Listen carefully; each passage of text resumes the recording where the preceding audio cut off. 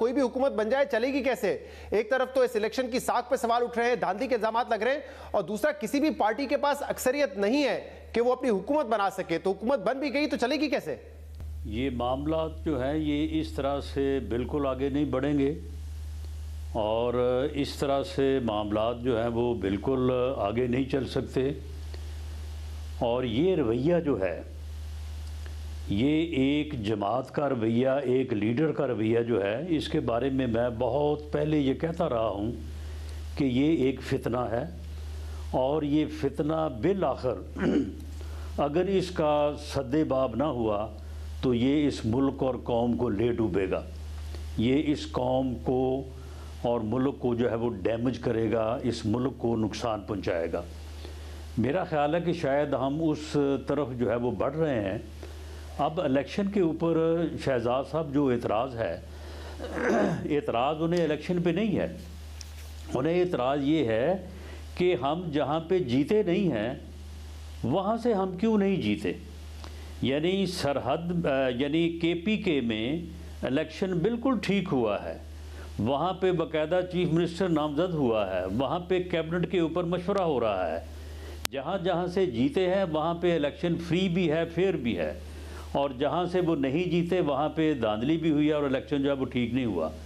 अगर वो समझते हैं कि ये इलेक्शन ठीक नहीं हुआ तो वो इस इलेक्शन से जो है वो रिज़ाइन कर जाएं, री इलेक्शन का मुतालबा करें। ये कौन सा एतराज़ है कि जहाँ से मैं जीत गया हूँ वहाँ पे इलेक्शन ठीक हुआ है, जहाँ पे मैं हार गया हूँ वहाँ पे इलेक्शन ठीक नहीं हुआ। तो ये तो फिर इस तरह का जो है रवैया, ये रवैया तो अगले इलेक्शन के बाद भी जो है वो किसी जो है वो तरफ नहीं लगेगा। ये तो फिर मुल्क को किसी फसाद और फितने के सुपुर्द करने वाली बात है। इसके अलावा इसका कोई और तरीक़ाकार नहीं है, ना इसकी कोई और सिमत है। राना साहब, एक तो आपने ये कहा कि एक शख्स है जो फितना फसाद कर रहे हैं, लेकिन यहाँ पे तो मुख्तलिफ जमातें हैं ना, JUIF है, जमात इस्लामी है, GDA है, वो सब एहतजाज कर रहे हैं कि धांधली हुई है। दूसरा आपने कहा कि एक फसाद फितना जो फैलाता है उसका सद्देबाब करना जरूरी है। अब अदालती फैसले भी इमरान खान के खिलाफ एक नहीं 3 आ चुके हैं। इलेक्शन हुए तब भी जो है आपके इस बयानिए के साथ आप इलेक्शन में गए, लेकिन सीटें उनको ज्यादा मिली, उनके आजाद उम्मीदवार को, आपको कम मिली है। तो अदालती फैसले भी आ गए, इलेक्शन भी हो गए, फिर कैसे सद्देबाब करेंगे अब?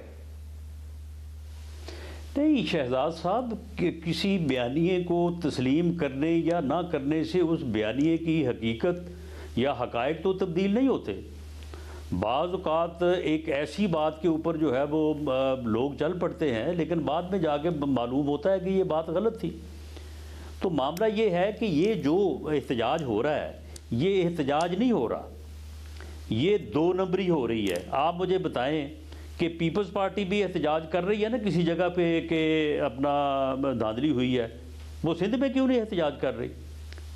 PTI जो है वो एहतजाज कर रही है ना कि इलेक्शन में धांधली हुई है, वो जो KPK का इलेक्शन उसमें क्यों नहीं एहतजाज करती कि यहाँ पे भी धांधली हुई है?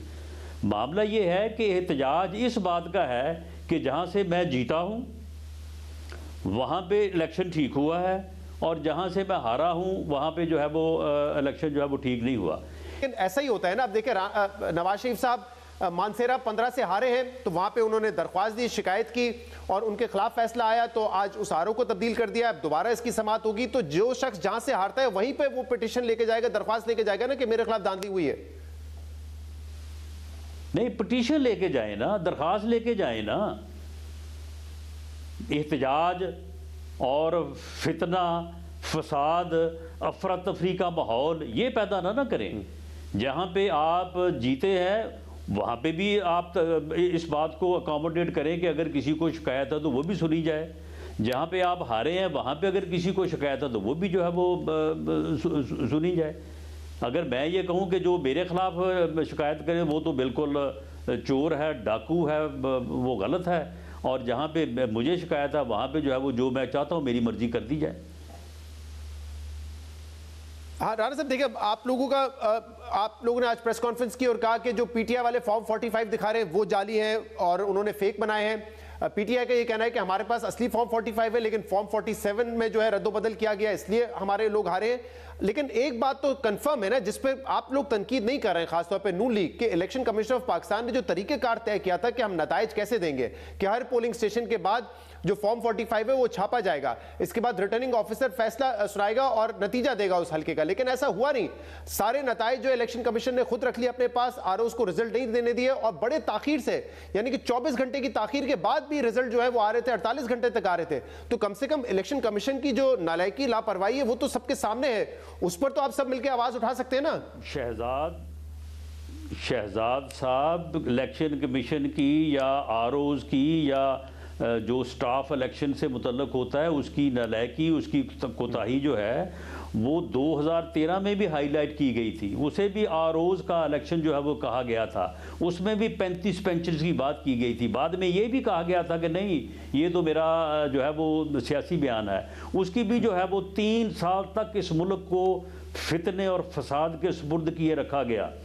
और उसके बाद जब सुप्रीम कोर्ट ने जो है वो फैसला दिया कि छोटी मोटी इरेगुलरिटीज़ थी, ये इस किस्म का मामला जो है वो नहीं था जो कि एलेज किया जाता रहा, तो आप मुझे बताएं कि किसी ने पूछा बाद में उस फितने से कि भाई तुमने ये मुल्क जो है इसको 2.5 साल 3 साल जो है जिस मामले में उलझाए रखा वो तुमने क्यों उलझाए रखा। उसके बाद जो 18 में हुआ उसके बाद हमने उसके ऊपर शिकायत भी की, गिला भी किया, एहतजाज भी किया, लेकिन क्या हमने ये कहा कि 18 के इलेक्शन को जो है वो आप ये इलेक्शन ही सारा जो है वो आप इसको एक तरफ करके रख दें और हम जो है वो एहतजाज के ऊपर जो है वो चले गए थे। मामला ये है कि अगर तो इनको इलेक्शन ठीक नहीं लग रहा तो फिर बाहर आए ना, बाहर आके कहें कि जी दोबारा इलेक्शन करवाया जाए। एहतजाज तो आप खुद कह रहे हैं ना कि 2018 में आपने भी किया, लेकिन आप असेंबली में चले गए। असेंबली में तो ये तमाम जमातें भी जाने को तैयार है, लेकिन ये भी एहतजाज कर रही हैं। तो जैसे आपको एहतजाज का हक था, इनको भी है एहतजाज का हक। लेकिन उनके एहतजाज की काल इस तरह से नहीं है। वो एहतजाज की काल जो है वो फितने पे मबनी है। वो किसी के साथ बैठने को तैयार नहीं है, वो किसी के साथ बात करने को तैयार नहीं है। हम जिस दिन असेंबली में गए थे, हमारे लीडर ने, हमारे प्रेसिडेंट PMLN ने उसी दिन उठ के कहा था कि इस मुल्क की खातर आए बैठें। आप वज़ीर आज़म बन गए हैं, जैसे भी बन गए हैं, हमारे जैसे भी एतराज़ात हैं, लेकिन हम आपके साथ बैठ के इस मुल्क की बेहतरी के लिए काम करने को तैयार हैं। आगे से क्या जवाब दिया था आपको मालूम है? वो जो जवाब दिया था आज भी उनका तरीक़ाकार वही है।